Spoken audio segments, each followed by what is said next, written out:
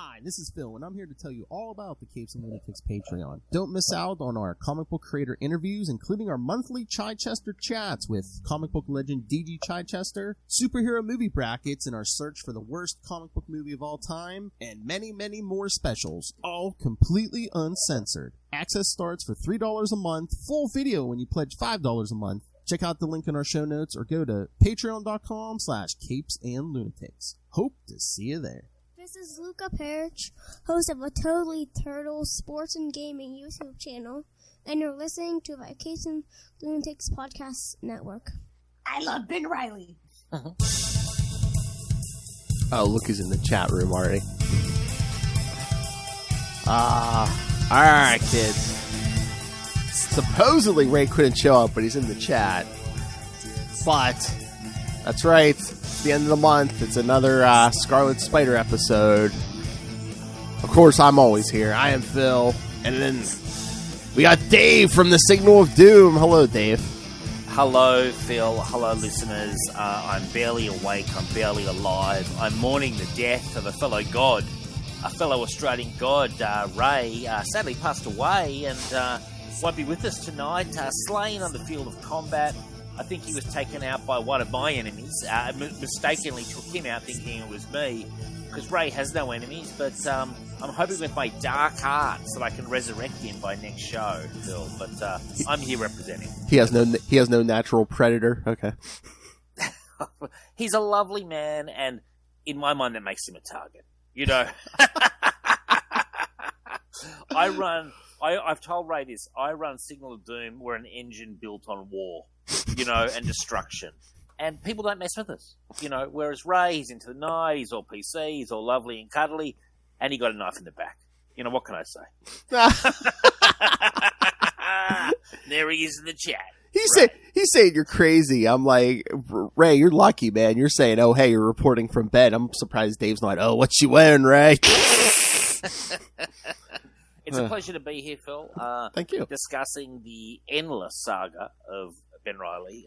It feels like it's like a Bible. It's gone on for so long now. Where it's like part 74 of the Ben Reilly saga. He still technically considers himself Peter Parker, as he always tells us. I was a clone for 5 years. I thought I was a clone, but I'm actually Peter Parker. Although I call myself Ben Reilly. That's what he says. It's always confusing. He'll pretty much hold that belief up until the end of this 90s clone saga. So. Yeah. I can't wait for the day that his illusion is shattered again and he realizes it's going to be a bitter day. Because it's going to be a while because I believe in this 90s stuff. I mean, I think pretty much dies thinking he's Peter Parker, but. Oh, I see. Right. Okay. It's when he comes back. It's when he comes back that he's told. A while later when he's just like, no. Oh, look at Ray trying to jump in. I'm sure Dave loves Delilah. Yeah, I do. Well, she was okay. Yeah, I mean, she brought a bit of personality and a body to match. Not a lot of character. She spoke in a weird way. I always question the decision to use the font on the letters. Yeah. Because it's like they don't speak differently. Yeah, when you read it, it's like, is she putting emphasis on those words, or is she changing her voice on those words, or what is that? I question that lettering decision, frankly, and they obviously don't because they really commit to it with her. Like every second letter is like in a different big font, and nothing she's saying is that extraordinary either. No. It's very by the book. She's like the hit woman or whatever the hell she is, you know. Are they asking the letterer for that choice, and are they just like, okay, why? Just do it. Oh yeah, I'm sure they are. I definitely have the feeling that was directed by I would think the writer. I don't think the letterer. I doubt the letterer would be like, yeah, we have to do it for this character. I'm sure that's a decision made, you know, maybe by the artist as well, you know. Maybe.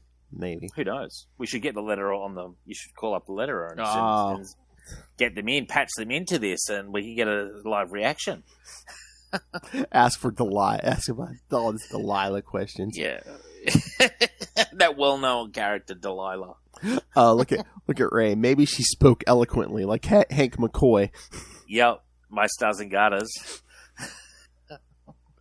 Oh. So where are we starting on this epic?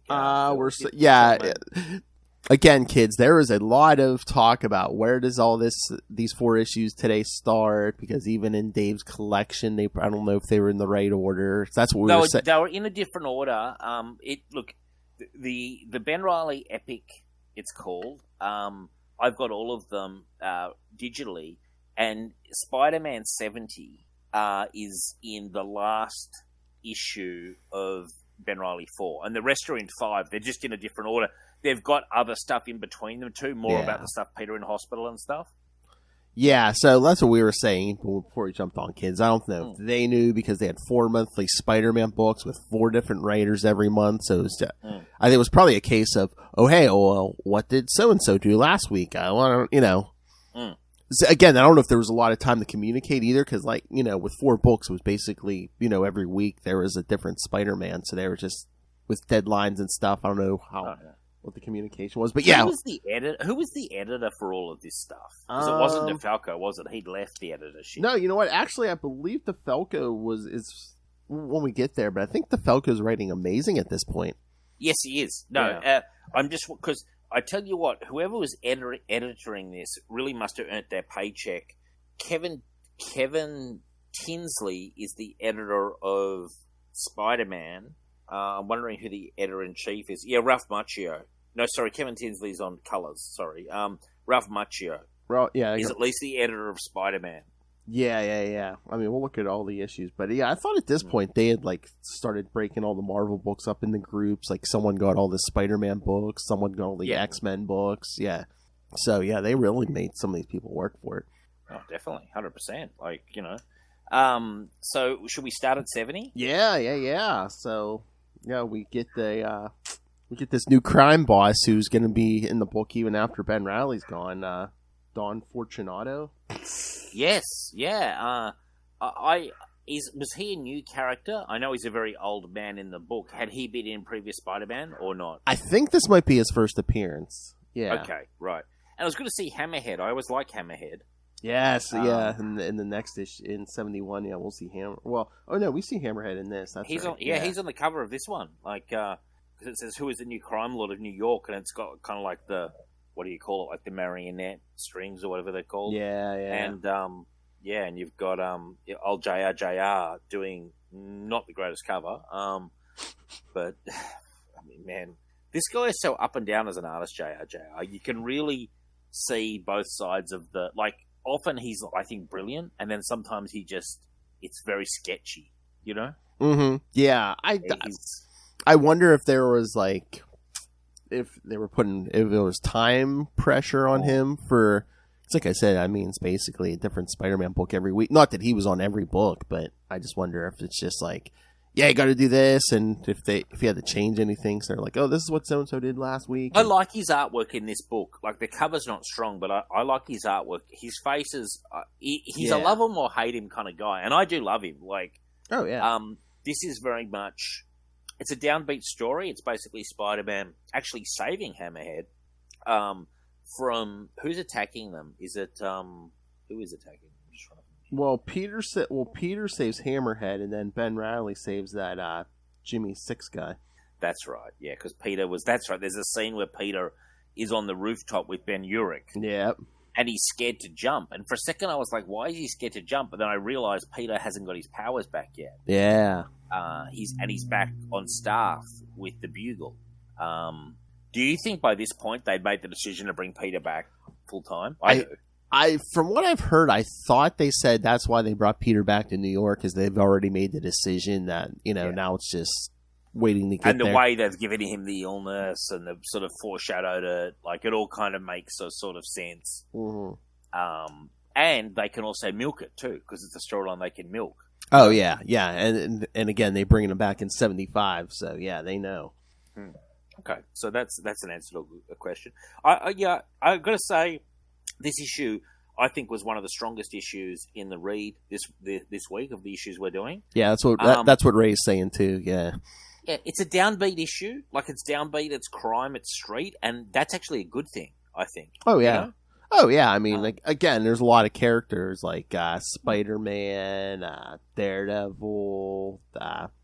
Well, I mean, more Spider-Man than Daredevil, even, but Spider-Man and even like Batman, my favorite character. Like you can plug them into a lot of different genres. Punisher. Yes. Yeah, Punisher. Oh, by the way, shout out for any Punisher fans. I had Chuck Dix on signal this week, and man, we went into. I tell you what, we went into while I've got you, Phil. Do you know DC War Comics, like the War Comics of the 60s, 70s and stuff? Yeah. I knew Chuck was a big fan, and I'm getting into them, and I mentioned them to him, and I said, did you ever meet Robert Kanigher, who was the guy behind a lot of them with Joe Kubert? He was the writer, and Kubert was the artist. And he said, yeah, he did meet Robert Kanigher when he came up to DC to pitch in the late 70s, like when he was trying to get into comics, right during the time of the implosion. Mm-hmm. And yeah, he had long conversations with Kanigher, and he goes into it on the show. So that's just a little teaser for listeners out there. Rush over to Signal of Doom, and a very cool interview with Chuck. It was fun times, man. Oh, and nice. I just thought, when I thought of Punisher, and obviously we talked about Punisher a little bit too. Of course. Nice. Of course we did. But that's every day. Mm-hmm. Of course.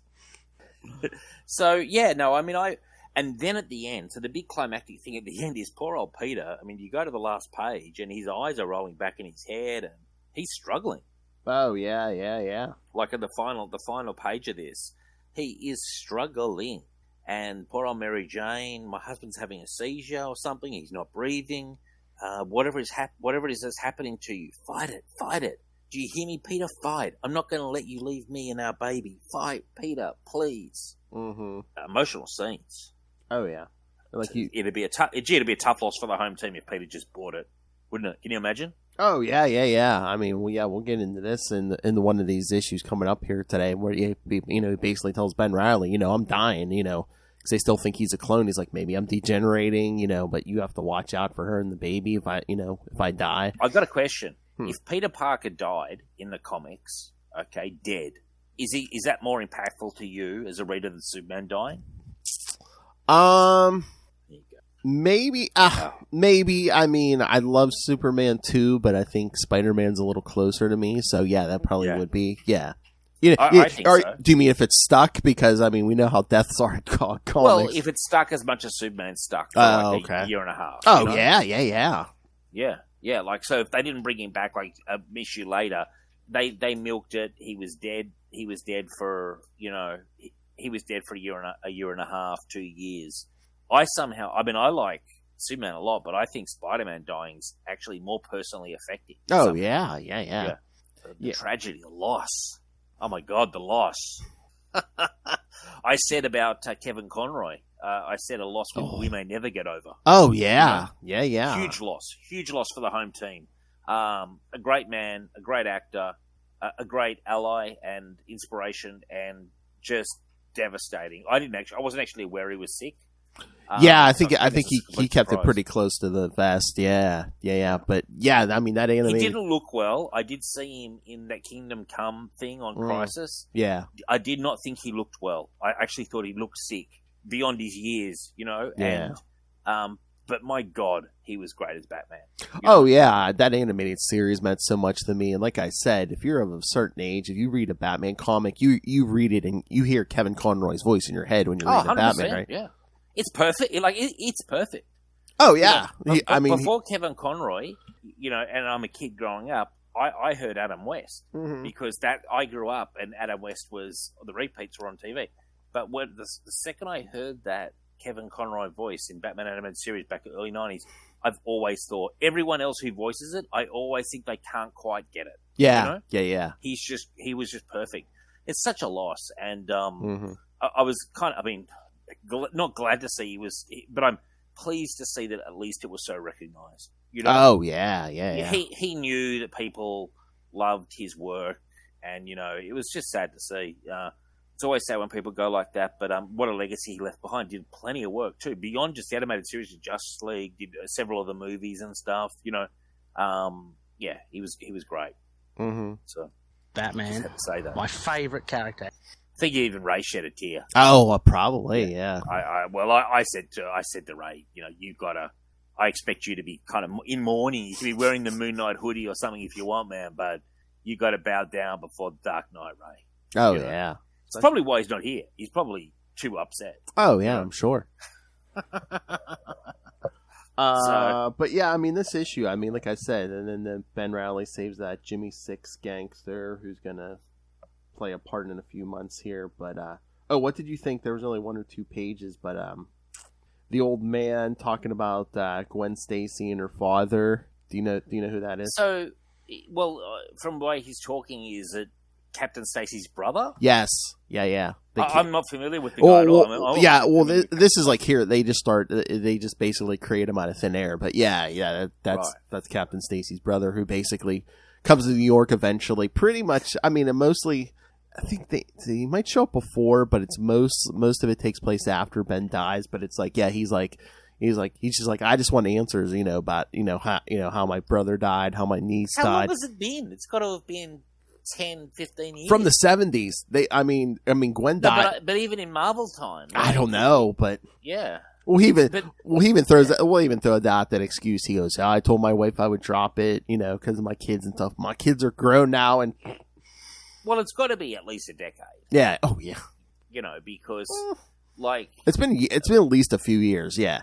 Yeah, I would think, because I mean, Peter's had enough time to get out of high school, college. You know job. what it is, Ben. All right, here it is.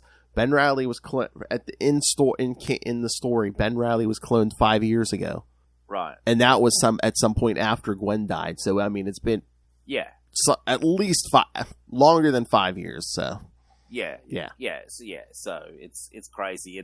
And does he have an extragram with Spider-Man, or does he just want to get answers as to how Captain Stacy? Who killed Captain Stacy? I don't even remember. Peter was battling Dr. Octopus, and right. One of those tentacles hit like a chimney. Remember, it was gonna it was gonna fall on a little boy, and Captain Stacy pushes him out of the way and gets hit with it. Yeah. And obviously, Green Goblin killed Gwen. Yeah. Yeah. Okay. So I mean, but what's he? It's not a mystery. Yeah, no, I know, but he's, they were trying to build suspense, but it's like, Spider-Man was at both, Okay. Well, so he's going to have an axe to grind. I mean, they kind of play it like that, but he really doesn't. It's just so weird because it's like, and then Gwen's cousin almost seems too infatuated with Peter, but meanwhile he's like still married and stuff, and it's just like, yeah. Oh yeah. No, what about who was a scamp? It was like Mary Jane's niece or something. Oh yeah, she was a little scamp. She was pretty much like sort of trying to flip Peter at one point. I thought, oh yeah, she walked in on him in the shower the one time and stuff. Yeah, and I mean, she's like the 80s. It was like late 80s, maybe early 90s. But it's like she's like an underage girl. It's like, ugh. Yeah. It's weird because it's not like Peter's going after her, but she's like massively suggesting it, and Mary Jane's just like, she's just such a little scamp, she just wants to fuck you. And it's like, yeah, I mean, how old is this girl? I know, I don't forget, she's like 13 or 16 or something. It's weird. It's a weird subplot. I used to back in the I want to say Roger Stern days, or maybe Tom DeFalco days. He had the two kind of like models who sunbaked on the balcony when he came out of the. Oh yeah, 3 of them. Yeah, Candy, Randy, and Bambi. Yeah, that was fun. That was fun times back in those days. Oh yeah, but they were normal, mature girls. They were in their 20s or something. Oh yeah, they were of age. Oh yeah. Yeah, it was fun. Yeah, that was good times. I don't think he was even married then, was he? No. Yeah, that was prior to the marriage.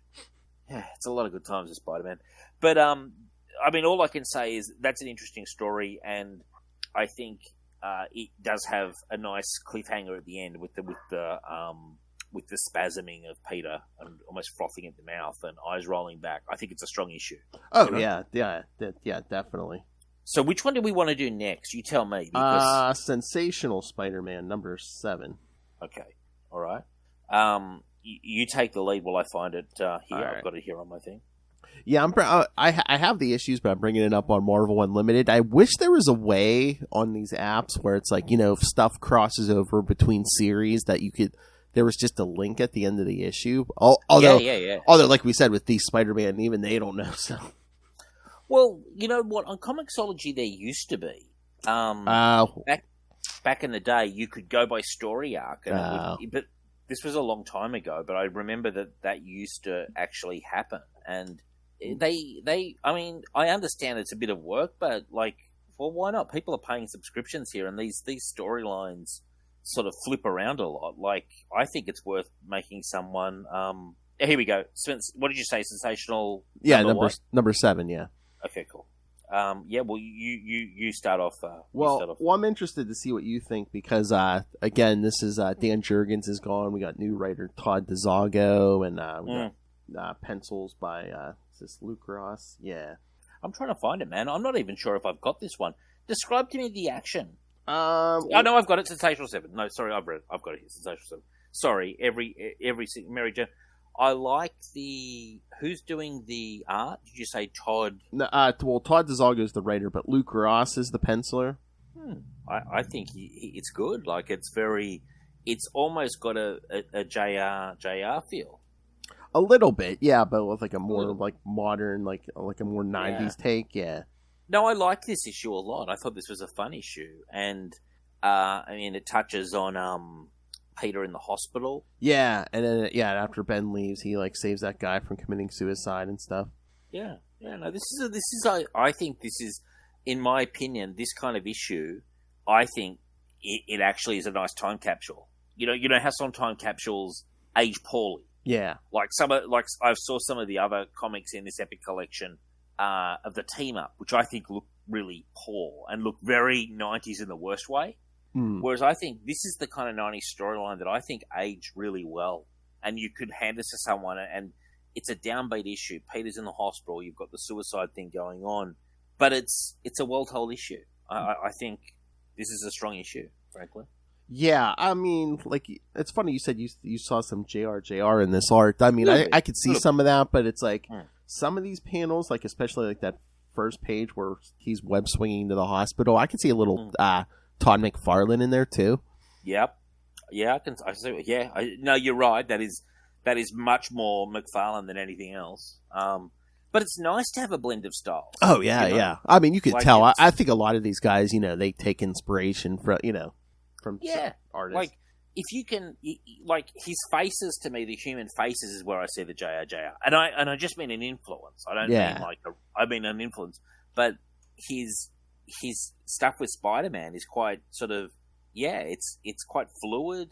And I think he's got good facial expressions, and he's kind of got that slightly cartoony vibe, which I like. Mm-hmm. Yeah. It's actually, you look here, you see Mary Jane, she's really got the pregnancy bump now, the baby bump. Mm-hmm. Well, she's saying, thanks for coming, everybody. It really means, and you can see the bump is quite significant, more so than it has been previously, I think, Yeah, I was trying to think, like, just that 70 we just went over, was it even that big? Was that bump even that big? No, it's growing. It's in the process of, like, the same night. Yeah. I think I really like this issue. I think this is. I mean, how do you feel about it, Phil? Oh, I like it, and I mean, except for like the Peter Hospital stuff. I mean, it's pretty much just a one and done. Yeah, just like I said. I love a one shot though, man. Yeah, I'm a big fan of a one shot. Like, and I think sometimes the one shots are the things I like to go back to, and I like to to look at. I just think, it's competent. It's the kind of thing I was saying to you before the show. If I put myself, what time period is this? Is it about 95? Here, let me. Oh wait, roughly. Yeah. I mean, it's either I think it's either 95 or 96. Let me see here. Okay. Oh, here we go. It's on the cover. August 96. Okay. Well, let me tell you. At this exact time, I was really buying quite a lot of comics, particularly Batman and Green Lantern, but I also had a really big interest in Spider-Man, and the only reason I didn't buy a lot of them was because I felt it was very impenetrable. Yeah. And I felt like if I started buying them, I was like 4/5 of the way into this story. Yeah. And I know people will tell you, well, that's the whole purpose of making is to make you buy 6 issues a month. Yeah, but the other problem is those who haven't got in early enough feel like we're coming in too late in the piece. Well, yeah. I mean, look at that. At the comics of this time, like Batman, I could see being in the Batman. Batman had 4 monthly books for but for the most part, they were. It wasn't like every, all 4 books every month were. No, they telling would the same do story. events, but then they would go their own direction. Then Yeah. they would do an event, it would go their own direction. And, yeah, look, you had to make a decision. Yeah. Because I was only in college. You had to make a decision. You had so much cash. And my decision was Batman. Oh, yeah. But I will say this. I definitely wanted to get into Spider-Man, and I did sample a couple of Spider-Man books at the time. And it was right around this time, too. It was the Ben Reilly era. It was after the peak of the... Yeah. He'd passed the torch.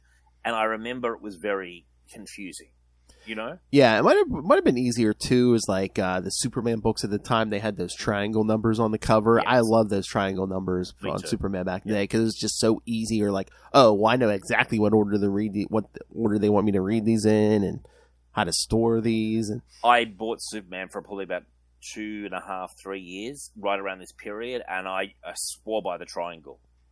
And I totally whenever he got married, I don't know when he got married, what year it was, but pretty much in the lead up to that and just after that, for a year after that, I was buying all the Superman books, and the thing was they weren't the greatest, but they were quite dependable, and you always knew where you were up to. So that was my decision. I went Batman, Superman, and I was buying Green Lantern, but I did seriously. I sort of wanted to get into Spider-Man at the time, but I just didn't. And it was only when Straczynski came on, like a few years later, that I started heavily collecting Spider-Man again. And I mean, I know it'd be impossible, but I wish they would do that today with like the Spider-Man stuff, the Batman stuff. Just be like number everything and be like, okay, read, Batman, however many. Jump to this miniseries. Go to these detective issues. I wish they would tell you exactly, what order to read everything in, but. Again, it's probably impossible these days, especially with like Batman, Spider-Man. Well, the thing I think with Batman now is that they don't care.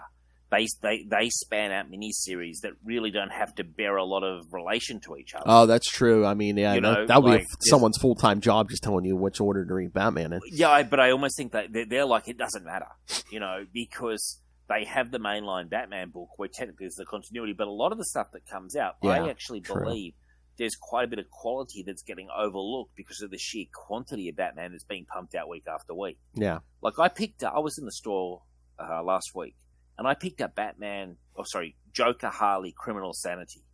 And I picked it up, and I tell you what, it looked really good inside. Mm-hmm. It looked really quite revolutionary. The artwork it really looked like a good package, and that book has flown completely under the radar because just so much content is being pumped out. There's so many Batman things. That's what I'm saying. Yeah. Because I know that I think there was one week me and Lilith were talking. It was either most or every DC book I got that week was something Batman or Batman related. Totally.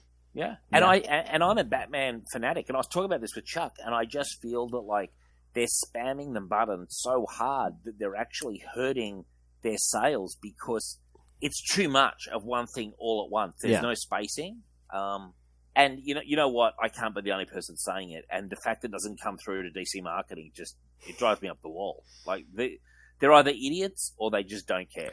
Well, it's like a balancing act. It's like, you don't want to burn it out, but I guess sorry, Ray. I mean, I guess that's what's selling the most over there. Anything Batman related. So. Yeah, but you've still got to space it out because otherwise you overwhelm the product. There's a trick to marketing where you don't put all your best stuff out in 1 week. Oh you've got to have a spacing effect because most people, the average punter, isn't buying everything. Oh no, I again, that's like me and Lilith were talking last night. 2022 is the 30th anniversary of the death of Superman, so they were going to put out a 30th anniversary issue this month. But I guess it got pushed back to January. So it's like, 2023 is not the 30th anniversary. So I've read it. Haven't you read it? The one where we did it last week on the show. What? The 30th anniversary of Death of Superman. It's like it's just basically a retelling of the death. It came out like last week. Oh, did it? Okay. Yeah. Okay. Yeah. Or at least it was called 30th anniversary of Superman. It's pretty shit. It's literally. I mean, it's Superman telling John Kent about the events of Superman, whatever the issue is. It 75 where he dies. Yeah. It's kind of like the cliff notes to that, him telling John Kent who learnt about it at school. And then the backup is a Steel story by Louise Simonson. Oh, okay. And a Guardian story by Roger Stern, both of which are better than the Dan Jurgens rehash. When I say honestly, if you really are interested, you should read Superman 75. Yeah. It's just him telling the story. Yeah. Okay. Yeah. Well, they messed something up because I missed it. Lilith missed it, so it's like. Well, yeah. Look, maybe it was a promotional thing or something, but I did get my hands on a digital copy. Maybe. Yeah. I haven't got a paper copy. Yeah, Lilith said she thought it wasn't until they pushed it back to January. But wait, hold on. Batman. Hey, hello guys. Can you hear me? We can hear you, Ray. What are you doing? Thought I'd join you. Ray, I said I was going to resurrect you with the dark arts. Has it happened? On the sly. So I'm here. Well, that's fantastic, Ray. We went off on a tangent talking about Superman and the death of Superman. 90s comics, characters getting multiple books every month, and exactly. And we're discussing the artwork in this Spider-Man issue, and we both like it. What was the guy's name? Todd DeZago, the Sensational Spider-Man #7, Ray. Oh, okay, yeah. I enjoyed that one as well. I enjoyed 70 and Sensational 7 and 71. Sorry, Phil. I thought the Amazing Spider-Man was probably the weakest out of the four. With Delilah, Ray. Yeah. Story wise. I mean, the story probably was. I mean, I always love the Mark Bagley art, but the story was. The art it was good. Delilah was a little bit of a. Nothing character. She wasn't the best character. No. Well, that's her only thing, Ray, was she spoke in different fonts. Yeah, I know, and I couldn't really make out what that was about. What could that be? That's what I said. Was he putting emphasis on those words, or it just? Probably. Anytime I read it, I'm like, I just in my head I could see her voice going up and down, and I'm just like, Yeah, 1 minute she's like a deep, throaty voice. The next second she's like hyperactive. Like I think someone downloaded, a new font pack and decided to use it. It was 1996. It was 1996. I was gonna say it was like AOL, where someone putting out like different fonts or something. Just yeah. The latest, I do want to go on record as saying I think that #7. I think Sensational was pretty good. I actually think it's a good time capsule comic for Spider-Man for the 90s. It was really good. Yeah, it was Sensational, Dave. It was. It was sensational. And Dan Blurgens was off the book, if I'm correct, right? Oh, Dan Jurgens, he was. He was. He's. I call him Dan Blurgens, but his name is Dan Jurgens, and if he's on the show, he'll tell you he did Death of Superman in about 5 seconds. If you weren't aware, he created Booster Gold and he did Death of Superman. We know. Yeah. If he told me that in Siegel, I'm like, we're aware. Yeah. So, sorry, I did read these not a long time ago, but maybe a couple of days ago. Sensational 7, what was the main premise of that? I know 70 was Hammerhead. The Sensational, it's when Ben runs to the hospital to see Peter, and then when Ben leaves, he's trying to keep that guy from committing suicide and jumping off the building. Oh, yes. Yeah. Yeah, no, that was a good issue. Good dialogue. The pacing was good as well. I just had the impression that one in 70, just like when I was reading it, I was like, oh, these are kind of better than like some of the issues that we've read previously. So yes, I agree, Ray. I agree. Yeah. I agree. And then what did you guys think about that cliffhanger? It's like, oh, Mrs. Parker, we brought in a specialist to help your husband, and it's Kurt Connors. Oh, yeah. I mean, it's cool. Right. It's kind of keeping it in the family, so to speak, like another familiar character. But I mean, how does he operate? He's only got one arm. How does he operate? He's a one-armed bandit, isn't he? Yeah, but I guess he can consult. I guess he can even tell somebody what to do. I suppose so. It's a good point. Was it meant to be shocking, or I mean, that reveal at the end of the film? I mean, I guess it's supposed to be shocking. It's like, oh no, this is a guy who transforms into one of Spider-Man's enemies or something.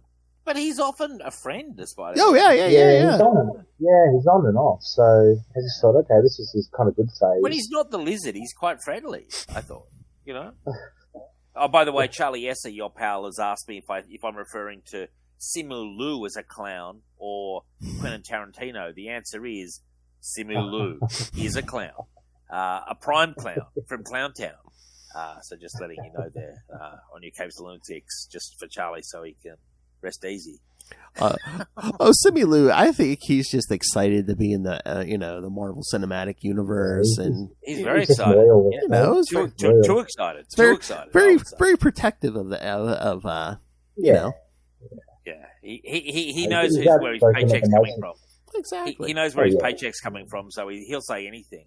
He's guzzling the Kool-Aid right now. Jesus. I mean, you get to be a superhero for a living. They probably pay you a decent salary. I mean, of course you're going to defend them, Dave. Yeah. He can defend it all he wants, and he can play the race card, and he can do all sorts of things. But he's a clown. He's from Clowntown. He should go back to wherever he came from. I don't know where he came from. The show he was on. It's probably to be expected as well, because he's always been so outspoken. So I guess he kind of felt compelled to say something. That's what I reckon. I think he wants to keep his name out there, Ray, because it's very easy to forget about him because his work was so very average. And, I'm no Simu Liu supporter, I'm afraid. But again, I mean, it seems like a thing with these directors. They know if they want to get their name in the news, you just badmouth Marvel, and you're going to get your, it's like, it's an easy put away. Like, in all fairness, I love the Marvel movies, but it's easy for a filmmaker like Tarantino, who's made some masterpieces, to criticize the factory cookie cutter formula approach. Well, one thing Tarantino said, I mean, he's obviously not. Well, he's not a long-term fan, because he said, I used to collect Marvel comics, a lot of them when I was younger, and, I'm 60 now, so I have no interest. And I was thinking to myself, geez, I hope when I'm 60, I'm hoping I'm still reading. We're a lost cause, right? We're a lost cause. Our brains are so rotted, and we're so addicted that we'll probably die with clutching a copy of Moon Knight or whatever. I would assume maybe it's just, when you're directing movies, you don't have time. I mean, look at what full time it is just to, keep up with all the issues and, read all. 100%. You can still say just a bit of banter out there, but I just wanted to clarify for Charlie, I was referring to Simu Liu as the clown, not Terry. So Charlie can rest easy on that one. We're doing me now? I'm just glad you're alive again, Ray. We thought we'd lost you to one of my enemies. Oh, God, no, alive and well, just surrounded in a sea of vomit. That's all. we're afraid. So we were afraid someone, beat you over the head and threw you in Arkham. Yeah, that's it, man. That'd been the cruelest fate for you, Ray, for a Moon Knight fan to be in Arkham Asylum with all the Batman rogues. I don't know what that is. You don't know nothing. Don't pretend. You've never heard of Arkham Asylum. You're only familiar with Raven. Batman, my favourite character. So what's the next one we're doing? Is it Amazing 414? Oh, yes, Amazing 4, everyone's favorite Amazing 414. This wasn't my favourite out of these batch of it's very forgettable. The only good thing is the artwork. Oh, yeah, Mark Bagley. Yeah, exactly. I just got the sense that it returned to that, that tone that we got from some of the previous issues. It just, I could hear the gears kind of shift down back to second gear, I mean, and that's testament to the first two issues that, we covered. So, yeah, I mean, the art is the only thing that saves it. Delilah's a terrible character. Just awful. I mean, throwaway. I mean, the race that you were saying about shifting down gears, do you think that has anything to do with like Tom DeFalco writing? Which again, Tom DeFalco, not a bad writer. I mean, he's written some great Spider-Man stuff, but it's like sometimes, especially in the 90s, do you think was he a little formulaic where it's like, Well, it's like you read a Spider-Man, one of his Spider-Mans from the 90s. You read like an issue of Thunderstrike. You can kind of see like this, like similar dialogue and stuff, and it's just. Yeah. I love Tom DeFalco, and I want to have him on the show again soon. Yes. This may not be his strongest outing, but I'm more than willing to forgive it because of his great body of work. And the only thing I will say here is, and I'm going to throw this one out to you guys, with the meeting in Central Park, how cool would it have been to have had the Punisher show up? Because of the Central Park thing with the shooting. Yeah. So if I'm writing it, I would say to Tom, I've got a note for you. Throw in Frank Castle. And you get the Punisher appearing, and you can pump that up. A gratuitous Punisher appearance in the middle of the 90s. That's going to shift issues, and he can actually kill the bad guys, whereas Spider-Man can't. That'd be my natural.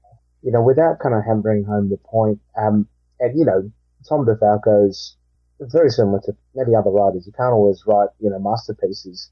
This very much seemed like something that he kind of just rushed and just did, and it was just kind of churned work, if you know what I mean. Well, that's what we and Dave were talking about. It's like, even though everyone wasn't on every issue, I mean, they were basically pumping out a Spider-Man book every week, Ray. So it's basically like, well, you got to get your book out before so-and-so's book comes out next week. And there was a little bit of a time crunch.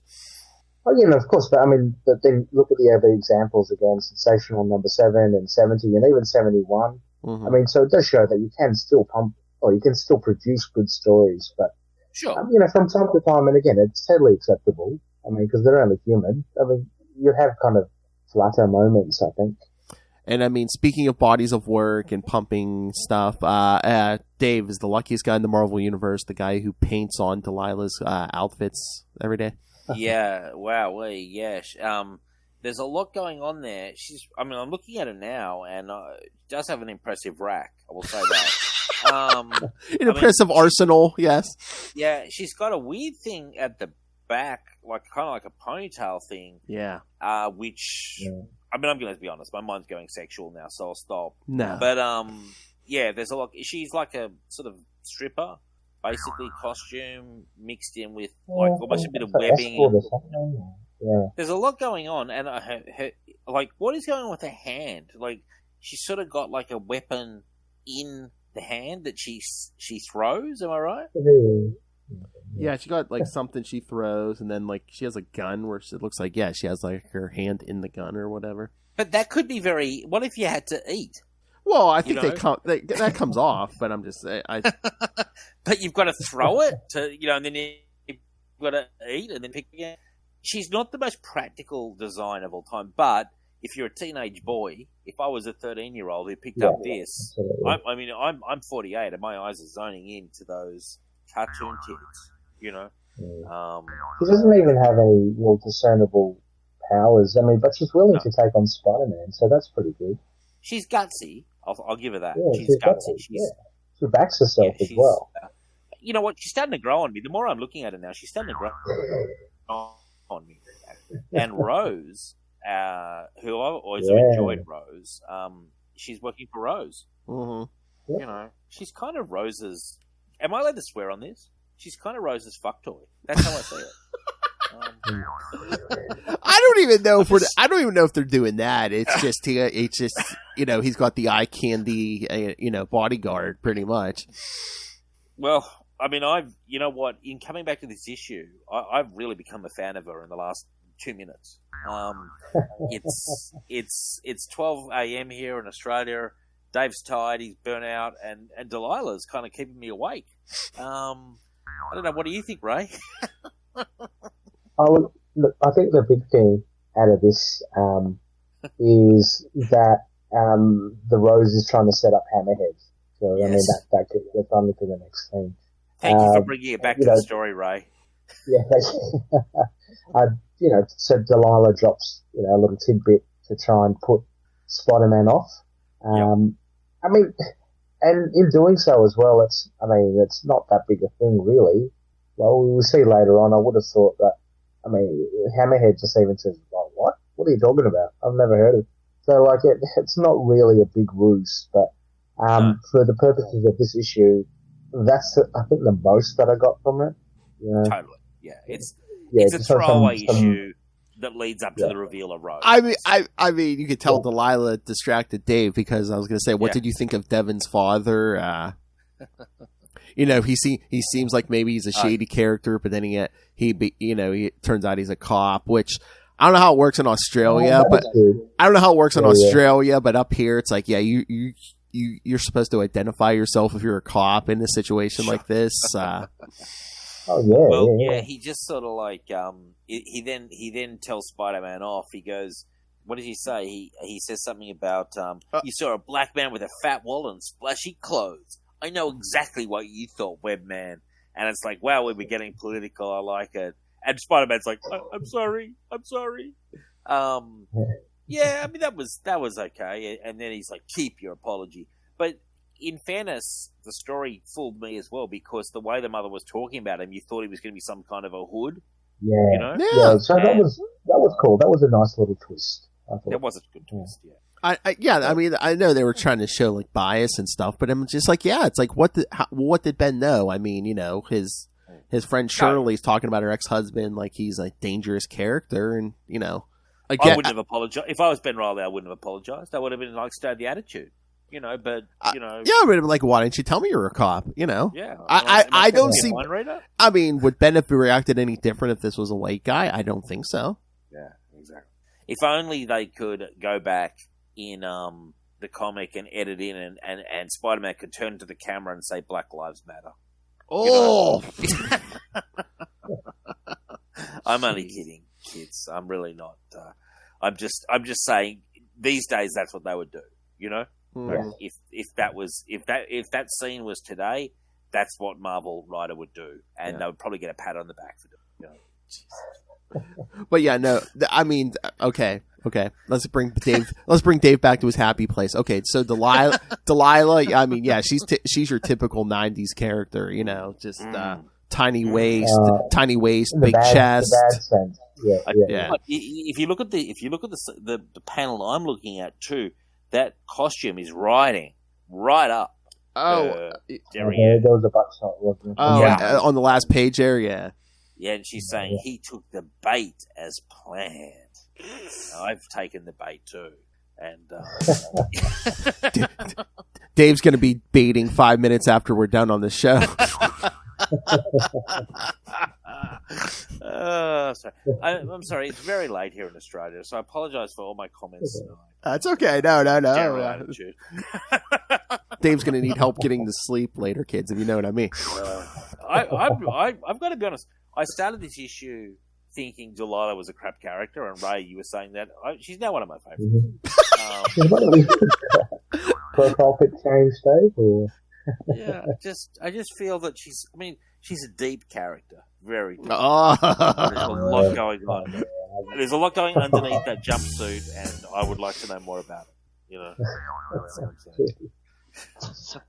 Yeah, well, yeah, a pass on this issue. So what's the next issue? But you did remind me of Devon's kind of real purpose. So that was a nice little twist. Yeah. But yeah. Is the next one 71? Spider-Man 71? Yeah, the last one. Yeah, the last one for this one is 71. Yeah. Cool. And this is a good one because you see Fortuna and it starts out with the two guys over is it a well? I like the opening. Yeah. It's cool. A little bit tropey, but I like the speech that he gave. Just know, the father saying, "I'm disappointed in you," and then he kind of ends up saying to the guys strung up, "I'm disappointed." So it's kind of really ominous. I think it was really good. And they agree. They agree with what he's about to do. Yeah. They say, "You understand the need for this punishment, do you not?" "Yes, Fortunato." And then he's like, "Good, let it be done, and we will put this incident behind us." And then he drops them. Yeah. I was thinking, because we've got Hammerhead and Fortuna. What was it? What's his name? Is that Fortuna? Yeah. Yes. And the space that's created after Kingpin is, and Phil, it's just, I'm getting vibes again. I know it's a recurring theme in Spider-Man, but just when mob bosses trying to cash in, you kind of see that in Daredevil. Now with the Strong Ones and Kingpin, so just recurring things. I just wanted to. Oh, I mean, yeah. Every couple years you have a gang war in Spider-Man with that. But again, especially in this era, it makes sense because this is after our reoccurring friend Dave Chichester. Yeah, he took down the Kingpin. So now there really is a power vacuum. Yeah, that's cool. Really like it is cool because I assume I don't know the storyline, but they took Kingpin off the table or something. Did they kill him? Or no. But he was basically out of power. He's basically on the streets, But really, he basically had to rebuild himself from nothing. But wow. So I tell you what, I saw a picture of Vincent D'Onofrio today, and he has lost a ton of weight. Oh, really? He has. I think it was a recent picture, like a fan took with him at like a convention or something. And he has slimmed the fuck down, big time. I wonder if he's one. He's probably one of those guys who loses and gains weight for roles and stuff. Yeah. Probably, yeah. Great actor, but no, seriously, he looked pretty good. Actually, he looked younger, actually too. Oh, right. Unless this was a picture from 10 years ago. Did he have hair? Because he shaves his head. No, he did. Yeah, he had hair. He had hair. He in fact, he looked quite different. I'm kind of questioning whether it was actually Vincent D'Onofrio. It's Henry Cavill. It was just another old guy who looked sort of like Vincent D'Onofrio. But he has lost weight and he had a beard. And there was some story behind it which I didn't bother reading. But yeah, I was impressed. I was like, yeah, it was cool.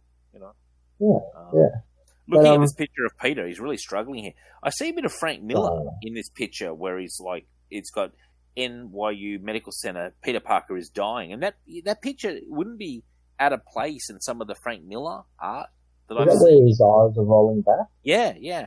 And the stuff on his skin and everything? Yeah. That's pretty good stuff. I mean, because Peter's, it's almost, it is like his last legs in this issue. Even calling Ben in to give final words, to take care of MJ. See Kirk Connors working the syringe. Kirk Connors working the syringe just with the one arm. Yeah, see, Dave. There you go. You can work with one arm, yeah. All I'm saying is it would be challenging. That's all I'm saying.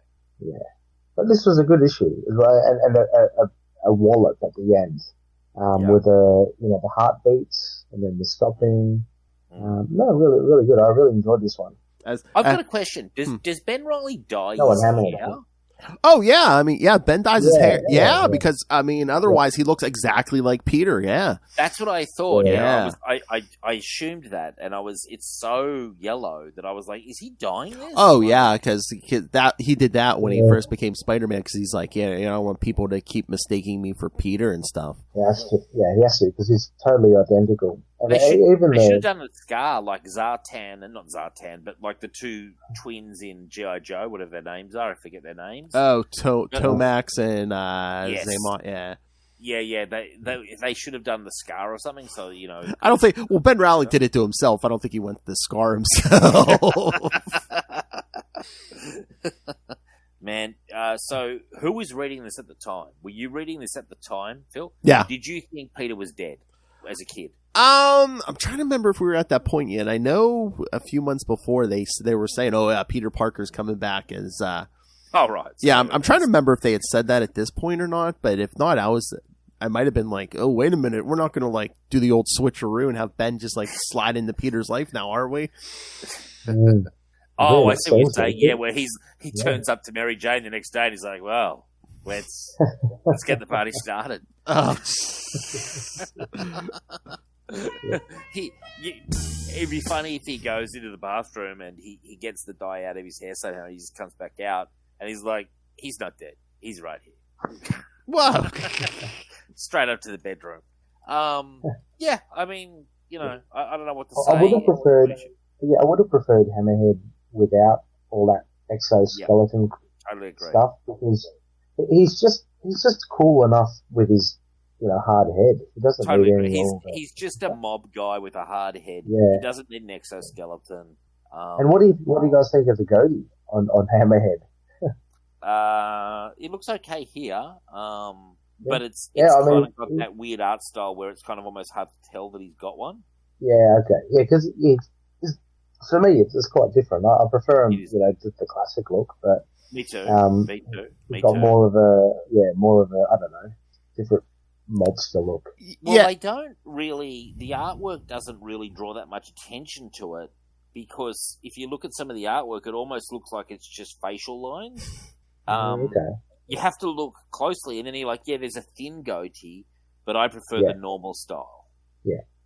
Yeah, I mean, in the 90s, they were, at this point, they were trying to, like, I think, revamp the look of some of these characters. So I don't know if that's what it is. Like, like Mysterio got that new costume and everything. So. Yeah. It's pretty cool. It's like, what can you do with Hammerhead? Maybe that's why they were trying the, like, exoskeleton and stuff, because usually it's just, like, him dressed as, like, a 1930s gangster, so. I've got a question for you. Isn't there that infamous moment in both Captain America and Daredevil where both of them wore armor at some point? Yes. Now, that's very considered peak 90s, isn't it? Like, where, you know what I mean? Like, I've not even read them, but I'm just saying that's the moment where they try to do that kind of stuff. And I always wonder if, when they did that, it'd be interesting to get, like, the writer or artist on. Was that planned to be for long, or was it just planned to sell that issue? You know? I mean, I know the Daredevil one. I mean, that was Chichester. Oh, was it? Yeah. Yeah. I mean, that stuck around for a little bit, but I mean, he even says it's like, in the 90s, they even told you, like, editors and everything, they told you had to have a gimmick, new costume. That's what I'm saying. You had to cross over with some, they wouldn't even promote your book unless you had something going on, a new costume, or you were crossing over with someone. At all. Oh yeah, no, that's what I'm just saying. Yeah, no, he would admit, he's like, if you weren't Spider-Man or the X-Men, you needed something before they'd even promote your book. Extreme, in some sense, and I understand that, and that's the business they're in. So I can totally understand an editor giving, like, Chichester a note saying you need to make Daredevil more edgy, more street, more extreme, and he's like, "Fuck, okay, what about armor?" And it makes sense, and like this is again putting Hammerhead in the exoskeleton.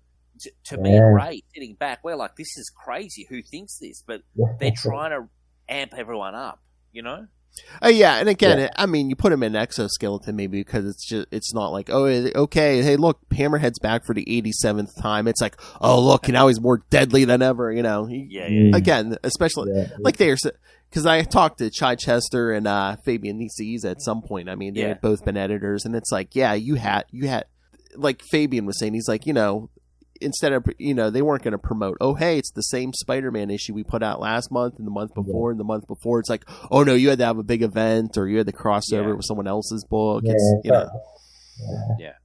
the nature of the beast, basically. Oh, yeah. It's really cool that you get Chichester on and you can have those in-depth kind of like, because they're the only people who are going to tell you the actual truth. Exactly. Because everyone else, it's all speculation and third hand, Oh yeah, like anyone in the business right now isn't. Most of them aren't going to give you the straights. No. Dope. I mean, unless they're just like they've been there so long, it's like they have that power. Like, I mean, Mark Wade's still working in the business, but he'll tell you the truth. Yeah. But he's got that cachet. Oh yeah. The reputation, like kind of untouchable.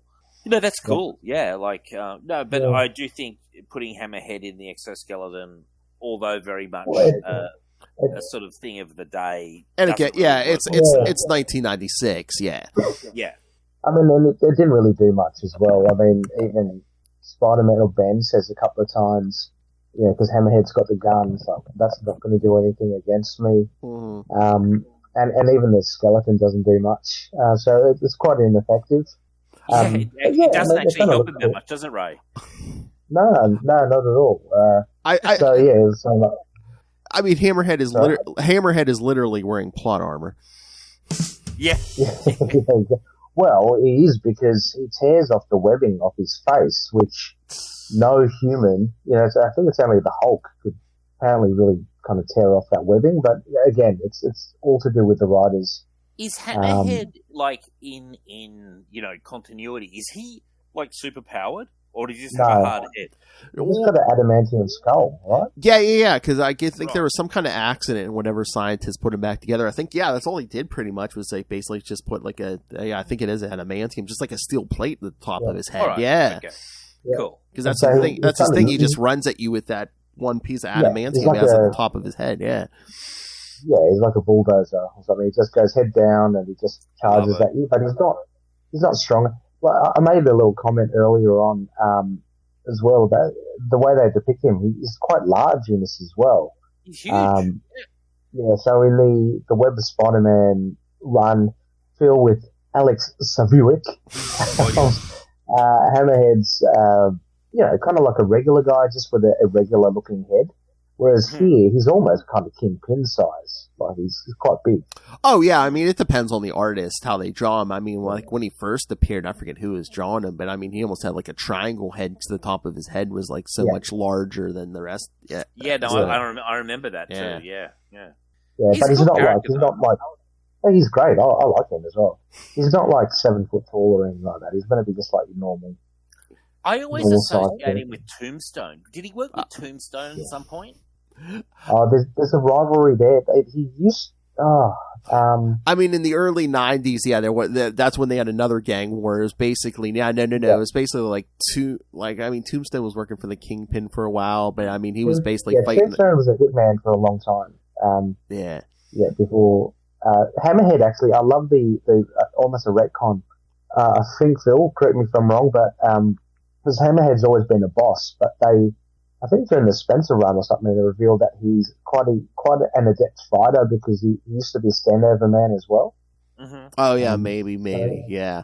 But yeah, I know like that early '90s stuff. He was like he was partnering up with the Chameleon. Like those two were working together, trying to take over the mobs and stuff. Yeah, that makes sense. They're all Spider-Man rogues. So all those characters, like Hammerhead and Tombstone, are they owned by Sony? So they could be in the Sony Spider-Verse? I don't know. I mean, I think it all comes down to legal stuff. It's like, what did they make a deal for? Who did they make a deal for? Because I don't know if you guys are aware of this. We did this on the show last week. Sony announced with Amazon a massive deal where they're going to put out a lot of live action shows. Oh, I did see that. Yeah, the first was Silk's the first one, but there's going to be quite a lot of them. So I'm actually pretty excited for it.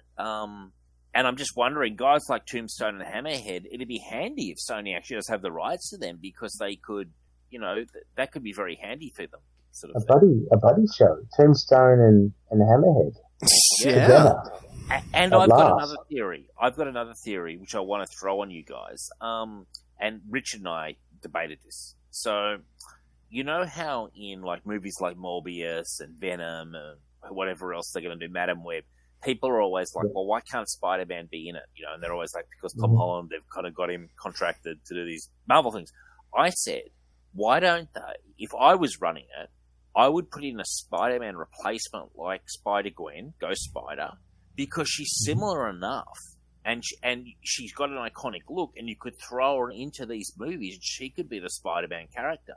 What do you guys think of that? And we know Sony owns that property, I think that's great. That's great. And she's got enough exposure. I mean, characters like that, they're not obviously up the level of Spider-Man, but they're well known enough to... Exactly. And they could become even better known. And she was in Into the Spider-Verse. So that one's for free, Sony. The rest of it's going to cost you. Yeah, I mean, I don't know why they're not using Miles Morales, Sony, unless like there's a deal with Disney where they can't use them or Sony can only use them in animation because they're doing across the Spider-Verse and stuff.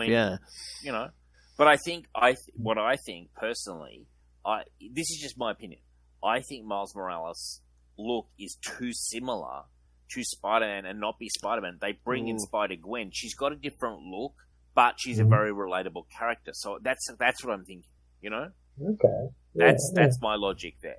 I mean, if they wanted to bring in Miles Morales, they could bring in Ben Reilly. Yeah, but if you bring in Ben Reilly, does he have to look exactly like Tom Holland now? Well, exactly. True. So anyway, this was just a thought that I had in my head and I wanted to throw out to the Ultimate Spider-Cast because Richard tried to shoot it down, Ray. You wouldn't believe it. Like, oh my Lord. Richard was carrying on, like he was almost going to petition Congress to block my show. and I just said to him, man, just relax, dude. Like, no one's forcing you to watch this stuff. Except I am because he has to watch it for the signal. So other than me, But yeah, I think that's an easy put away. I think there's enough Spider characters and Silk's another one. I think that they could build a little bit of a universe and only have Spider-Man turn up super occasionally, because I think there's enough replacements, to fill the void. Mm-hmm. Yeah. Just my take, I agree. right? Yeah. I agree. Totally agree. Yeah. I want to see more. I want to see Hammerhead. I want to see Tombstones in live action. Man. I want to see Vulture. Oh, well, I mean, he's like already there, right? I guess we have seen him. Yeah, that's true. Actually, we have actually seen him, and he Molten turned up in Morbius, Man. didn't he? At the end, we turned up in Morbius. Oh, yeah. Molten Man. Yeah. Morbius. Molten Man would be good. What's the werewolf that? What's his name? The werewolf that? John Jameson. Yeah, turns into Manwolf. Manwolf. Yeah. Let's listen, Manwolf. Well, they have the ability to, because the Bloodstone and the amulet from John Jameson. Apparently, these gems or something, it all comes from the same. Do you know about this, Phil? The Bloodstone, they all come from the same kind of asteroid or comet or something, and so there's a connection between them all. And I can't remember the other gems, so they're not like infinity gems, but they're very powerful. And I just know the Bloodstone gem and the amulet is is connected in that way. Yeah, there was some of those comics back in the day. John Jameson eventually. Yeah, that was it another dimension or something? I mean, that werewolf was actually like a star god or something. And yeah, we're getting very obscure. I've got to say, brutal honesty, I thought Werewolf by Night was one of the most boring things I've ever watched in my life. I literally fell asleep. I mean, I thought the first couple minutes, it started out slow, but I thought it picked up pretty quick. But once I it was started, tired. I was tired, and it's not the first time this has happened. I was weary, and I was falling in and out of sleep, and I got a very disjointed viewing experience. Ray, are you going to support it and tell me it's the greatest show of all time? Or? Oh, well, Dave, I mean, you can understand though. I have a thing for Elsa Bloodstone, so I was very excited to see her on the screen. So that kind of really elevated my viewing pleasure. I tell you what I liked. Man Thing was pretty cool. Oh, yeah, Ted, it was good. Yeah, I was a little bit. I mean, if you're talking about quibbles, and again, I don't want to sound too gatekeepery, but in the comics, he's not he's not responsive or cognizant of anything. But he very much is in the TV show, so there's a big difference there. But, I thought it was cool that he turned up, though. I thought it would look cool. That was my favorite part, But it just seemed to me, and believe you me, listeners, I was falling in and out of sleep. So take my review for what it's worth. I thought that the character of the werewolf was just a little bitch. Am I wrong? Because he seemed like bitch anonymous, and I was just like, who is this guy? No. Well, no. I enjoyed the Werewolf by Night as well, of course, from the connections with Moon Knight too. I just want to say, I don't know if you guys have watched the Guardians of the Galaxy Christmas special yet? Michelle's mum said it was excellent. I saw it. Okay. Did you like it? Well, let's just say I enjoyed Werewolf by Night a lot better, a lot more. Oh, right. So you didn't like it. Michelle's mum. Oh, no, I did not like it. Yeah. I mean, it's a cutesy little holiday thing, Dave. Yeah. I mean, there's not really like a villain or anything, or No, is exactly. it animated or is it live action? No, it's live action. Yeah, no. Live action. Oh, it's live action. There's just some James Gunnsy writing that I find pretty clunky. On the nose, and a little bit like there's an in-joke. I'm not going to spoil it, Phil, but you probably know. There's an in-joke in there, obviously, from James Gunn. About? Oh, a certain name you mean a certain name gets mentioned, Ray?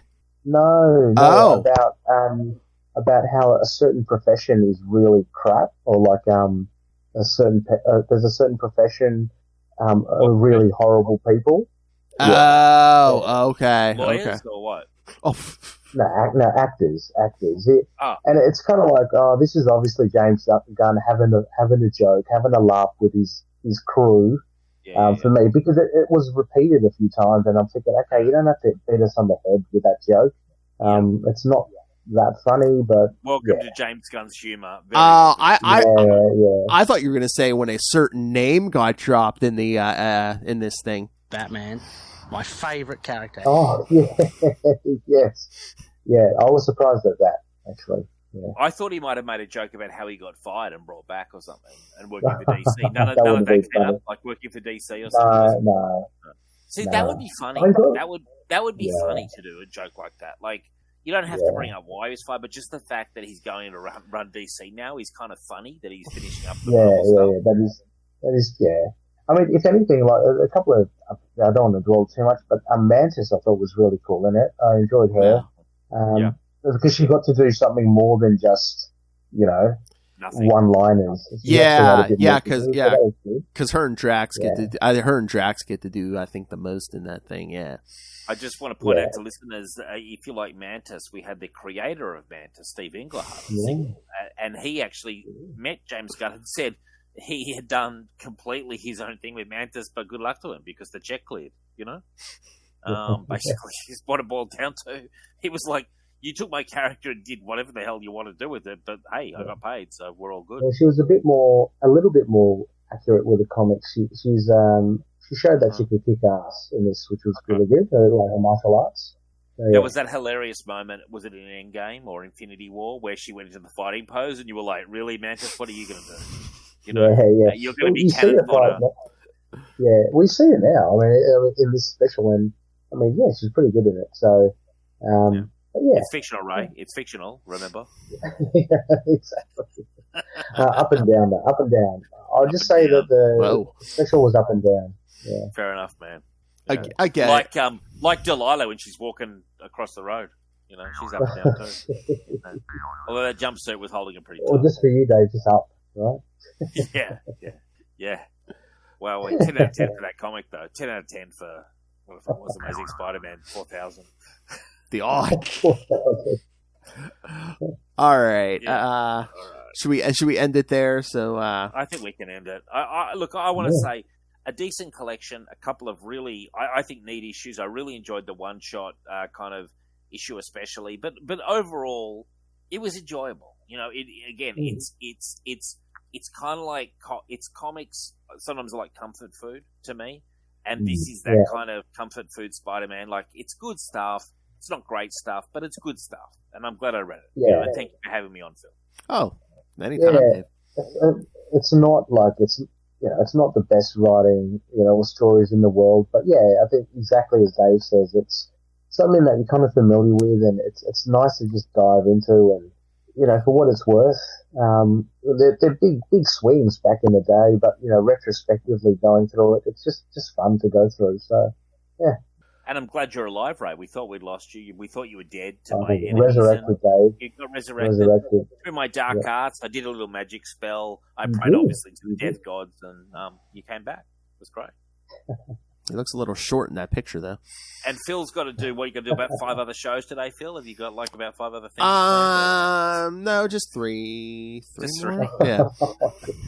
Great. I've actually got a single episode that I've got to edit and put up tomorrow morning. Being Reach. Hey, I got to pump out a bunch of episodes before Lilith gets here.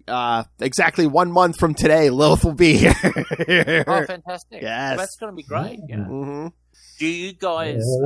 I don't know where you guys live, but have you often recorded in person and stuff, or not, or it's usually remote? We've done it. We've done it a few times before COVID. She was coming up once a year. But yeah, so I mean, I haven't seen her in person since 2019. So yeah, this is wow. I mean, but regularly though, Phil, you guys are in different states though, right? Yeah. She's down in Florida, which is basically the right corner of the country. Yeah, and I'm on the East Coast also. But yeah, couple. Well, I love you guys. I think the banter is fantastic. I honestly think, I always promote on the Signal, the Collective and stuff, but I always mention you guys because I think it's a lot of fun. So it's always a pleasure. Oh yeah, especially me and Lilith. I mean, we always say we're the same 13-year-old boy. Yeah, love it. I think I fit right in. I'm probably. Oh yeah. We may have to delete some of my comments from tonight, Phil. I'll leave it to your discretion. Dave was a little boy with the dirty magazines. Yeah, you got it right. Oh yeah. Ray, I don't think you're that much better either. Can I just say? Ray just I'm just a little bit more. Dave. I'm Ray just a Ray bit more- Ray just tries to hide it better. I mean, the rest of I us. don't bother. I don't bother. I can't be bothered. It's almost 1 a.m. here. I'm not going to hide too much. I'm running on fumes.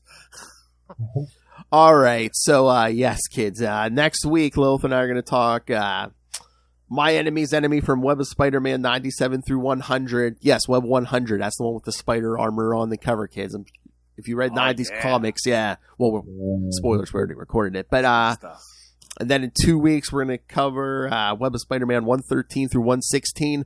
Who is Facade? No one will ever know because Terry Kavanaugh forgot. Oh, Dave, that's the thing. I know you like Traveller. You don't like Facade. Yeah, sorry. Yeah, you're into Judas Traveller. Yeah. I love Traveller. And didn't someone say he came back recently? Yeah, he was like at the end of an X-Men book. So I don't know if the X-Men are going to be doing something with Judas Traveller currently. So Wow, yeah. But then yes, next month we're going to be doing our Ben Riley episode a week earlier.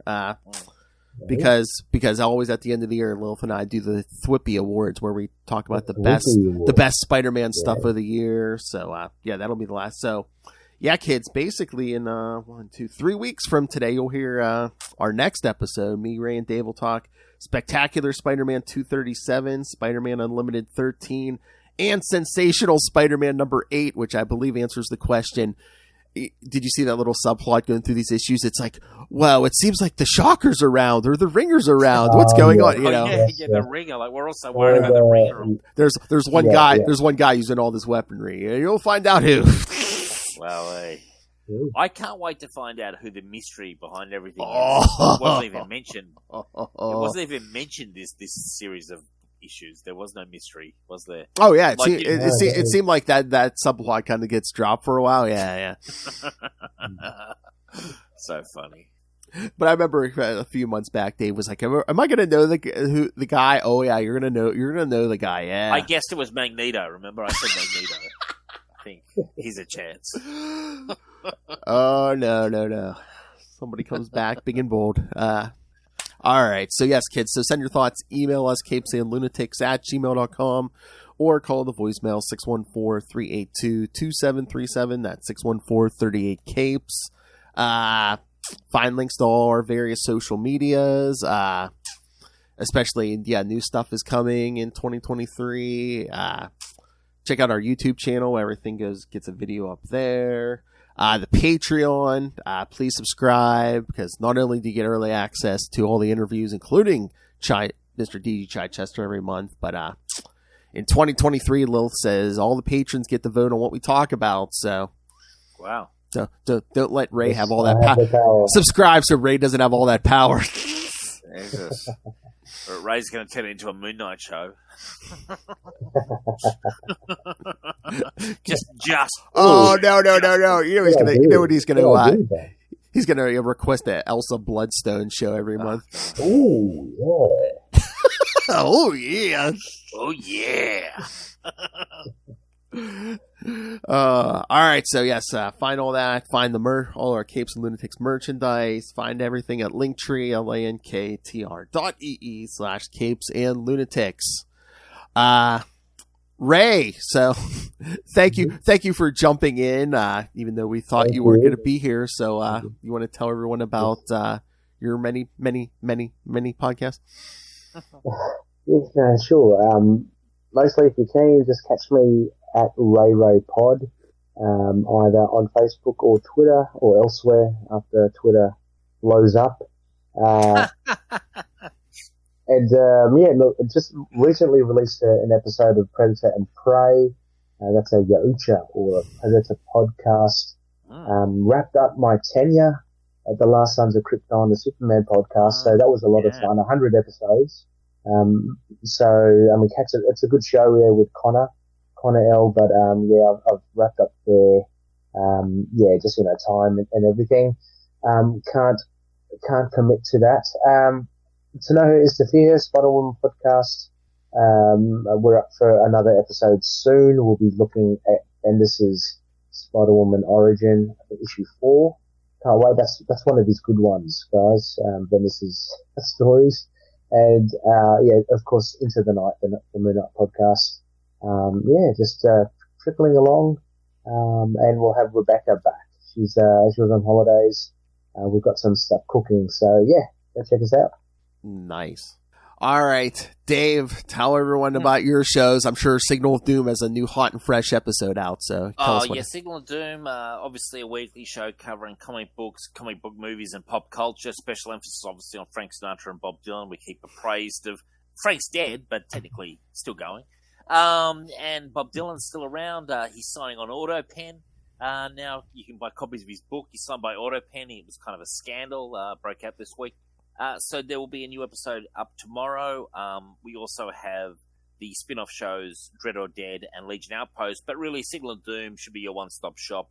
And you can find me on Twitter at RedLantern2051, and there's also at Signal of Doom. And just hit like on the Facebook page. Interact. If you liked me on this show, imagine what I'm like with double the coffee and some actual, at a normal hour. There's a lot more intensity. I also want to apologize for my comments this show, but that's all just part of the process. And hey, if I offended you, I'm sorry. But, also, I'm not going to change. So that's it. and any podcaster, if you need it and you want me to do it for you, I can send you a pre-made drop where it's like the views of Dave Finn do not expressly are not necessarily the views of this show. They're not even, they're not even really mine. They just float in, they float out. That's it. At the end of the day, we're just pebbles in a stream. You know what I'm saying? It's all meaningless. We're shouting into the void. We're gazing into the abyss. So what does it matter? There you go. Bad babysitters, isn't that right, Phil? Yeah. Because I know on our Batman podcast, Justin's joining me at the end of the month now, and Lil says Justin is the good babysitter, and you guys are the bad babysitters. We're definitely the bad babysitters. Yeah. Letting me eat candy and stay up all night. Yeah. So 100%. We have all the bad habits. We throw them in front of the TV. It's playing MA R-rated shows. We're like, whatever. Just shut up, kid. Oh, you're playing with matches. That's okay. That's all right. You got to learn somehow. All right. Thank you, gentlemen, for joining me once again. And again, yes, these boys will be back in 3 weeks because the end of December is always flippy. So, tell you what, we're gonna tell you what was the best. And Ray, you're gonna do like last year and say Spider-Woman was the best everything. Oh, and Ben Reilly and Chasm. But until next time, swing on back.